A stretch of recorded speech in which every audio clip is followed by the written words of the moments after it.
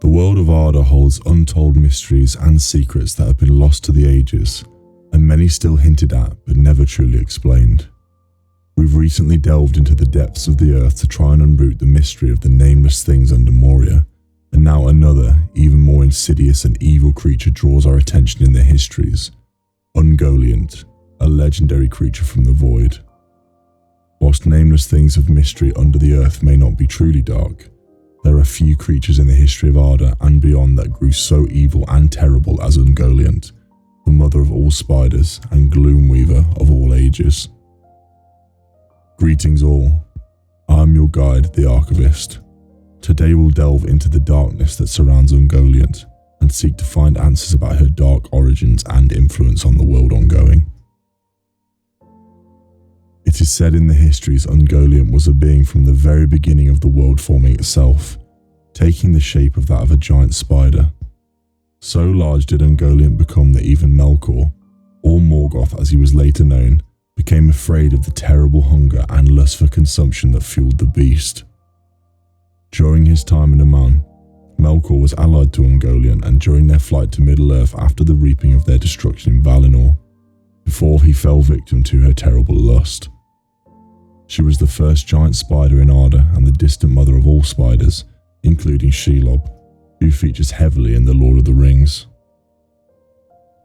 Ungoliant is a creature truly from the darkest void, for even the Valar, who were there at the creation of the world, do not know the true source of her terrible evil. Texts write that she dwelt in the darkness itself that lay about Arda in the early days of its creation, and her eyes looked out with lust at the light being born in the world. She was once an ally to Melkor during these years, sharing in his envy of the world of creation being formed around him. Many believe that it's possible that she is a powerful Maya, since the Ainur passed through the void during their passage from the Timeless Hills to Arda, and so she could have originated from this very event, or simply crawled up out of the void itself. This line of reasoning would also make sense considering her terrible power and might, even giving Melkor reason to fear, despite being a Valar himself of considerable power. There is also reason to believe that Melkor himself had a part to play in the creation of Ungoliant, as when he sang his discordant melody with Eru, many dark and corrupted things entered the world, whether directly or not by Melkor's hand. Ungoliant served Melkor for a time in the beginning before she grew tired of him and wanted only to be a slave to her own lust. She disavowed him, and this could give some potential insight into her origins as well. Whilst the common idea about Ungoliant is that she took the form of a giant spider, and this is largely the case throughout parts of her history, she was a spirit being originating as either a Maya or Valar from the beginning of the creation of the world, or a spirit creature of the void. Her form was taken from the darkness that she originated from, and was often shrouded in a veil of horrible evil. As a spirit, she would only be perceived in her true form of pure darkness by other spirits, or those who could truly perceive the world beyond the physical. Akin to Frodo on Weathertop, where he saw the true ghastly visage of the Nazgul, whilst the physical form of Ungoliant may be that of a huge spider, her spirit would have a pure dark to those who could truly perceive her. Other spirits of the world took on forms that reflected their true nature, and Ungoliant ultimately did the same, becoming a monster that she's most commonly known as now throughout history. Ungoliant was first perceived by the histories during Melkor's first defeat at the hands of the Lords of the West of Valinor, after the elves first awoke in the halls of Cuuvien. Ungoliant escaped and fled south, creating a dark and evil lair for herself in the southern parts of Aman, where she also escaped Orome, the legendary hunter. She went to lurk in the Darklands, where nothing feared to tread. These forgotten Shadowlands were untouched by Valar, elf or beast alike, and allowed Ungoliant to lie in wait alone. In the south of the region, near the mountain of Hyrementir, she wove a dark home for herself in the shadow of the mountain, and took her physical form of the monstrous spider, and it is said she craved and sucked up all the light she could find. After each feeding, she spun dark webs of gloom and strangled all passing light. The name Ungoliant refers to the Eldar for Gloomweaver, where her name garners much of its dark origin.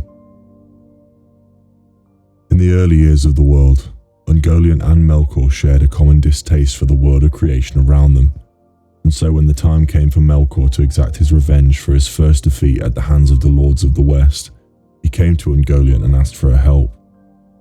He met her at Ivanthar, in the deep darkness of the ravines and caverns where Ungoliant had consumed even light itself, beyond the sight and reach of even Manwë in the high halls, and told her what he planned to do in Valinor to crush the hope of the Valar and Elves. He tasked her with drinking the light of the two trees of Valinor, and though it greatly tempted her lust to consumption of light to do it, she feared the Valar and what they would do if they captured her, as she had always been a creature lurking in the shadows. However, Melkor convinced her by promising to give her anything that would sate her hunger if she would accompany him on his hunt for revenge. With her insatiable thirst to consume becoming too much of a temptation after Melkor's offer, Ungoliant agreed to Melkor's request and travelled with him to Ezelahar, where she drained the trees of their sap, poisoned them, and drank the wells of Varda dry. This process produced a great unlight that was cast upon the land, and using the confusion, Ungoliant and Melkor escaped to Middle-earth across the northern fringes of the world, to the dismay of Orome and Tulkas who were pursuing them. Melkor also stole away the Silmarils from the Valar, gems of immense importance and power, stealing away into the darkness. Ungoliant's abhorrent consumption of the light of Valinor left her bloated and twisted, and she became so vast and terrible that even Melkor began to grow wary and afraid of her terrible powers. Prior to her consumption of the light, she was powerful but also wary and afraid of the Valar, and more cowardly in nature. Her cowardice had led to her survival thus far, and she relied on it in the past. She was not so terrible beforehand that Melkor feared entering her lair in the Shadowlands to the south, even when she had consumed all the light of those terrible ravines and canyons. However, from this point onwards, she became a fearsome and terrible creature of enormous size and terrible lust. After traversing the northern fringes of the world, Melkor, after this point being known as Morgoth, arrives in Lamoth in Middle-earth with Ungoliant and sought to move to the ruins of Angband, where he left the remnants of his followers waiting. However, by this point Ungoliant had seen the mistrust and greed of Morgoth, who had taken many relics and gems from Valinor before their flight, and demanded that she be repaid on the promise he had made to her for her assistance. Morgoth had stolen many gems from Formenos imbued with power, and Morgoth gave them freely. In her lust and greed, Ungoliant devoured the gems immediately, and grew even more terrible in size and power. In her lust she then demanded the Silmarils from Morgoth, but he would not give them. They were his prize over the victory of the Valar, and he would not part with them easily. In her lust, Ungoliant attacked Morgoth, and attempted to ensnare him in her dark web and take the Silmarils from his body by force. However, Morgoth's cry rallied his followers to his side, and his Balrogs awoke from their hibernation below Angband, and immediately came to his aid. The Balrogs were terrible creatures of fire and great in number, and their whips of flame quickly drove back Ungoliant into her dark shroud. She then fled, seeking refuge from the fiery attack, and the Balrogs in a rage of battle were ready to pursue and destroy her entirely, burning her from the face of Arda. However, Morgoth, perhaps in pity for her lust, called them off to return with him and his forces to Angband to prepare for the next phase of history. It is said that betrayal and treachery of Ungoliant still stains the land to this day with a terrible echoing scream of Morgoth's, where it was said that any clamour would echo back from the surrounding hills with his voice. After being driven away by the death fire of the Balrogs, Ungoliant fled and dwelt in Nan Dungortheb for many ages, and bred many spiders that lurked in the darkness there. The power of the spiders grew greatly during this time, and they caused untold havoc, misery, and death for ages past beyond this. Afterwards, there were only a few entries of her potential origins, with a few different ideas about what might have become of her. One such idea is that, in her ever-growing hunger, she eventually devoured herself in her lust. Growing to such a monstrous size, Eventually nothing would truly satiate her, especially after devouring the ultimate light from the trees of Valinor. Nothing in Middle-earth would have likely matched it save for the Silmarils, and her continuing lust would likely have led to her death eventually.